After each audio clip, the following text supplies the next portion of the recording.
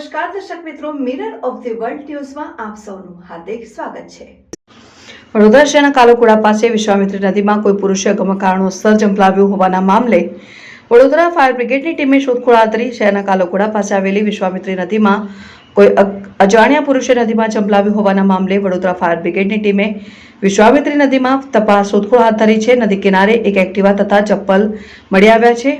છેલ્લા 2 કલાકથી fire બ્રિગેડની team દ્વારા પુરુષની બોડી શોધવાની કવાયત હાથ ધરવામાં આવી હતી, પરંતુ પુરુષે કયા કારણોસર આ પગલું ભર્યું તે અંગેની પોલીસે તપાસ પૂછપરછ હાથ ધરી છે।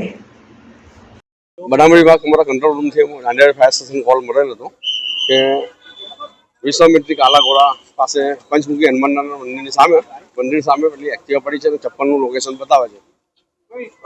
પોલીસ ભાઈ મિત્ર અમને મળ્યા એટલે એમને કીધું કે બોલે અહીં સુધી ચપ્પલ કાઢે છે, એટલે પડતા હજુ કેમેરામાં આવ્યું નથી, કોઈ છે તો અમારે કામગીરી ચાલુ છે ફાયરની। હા, પુરુષ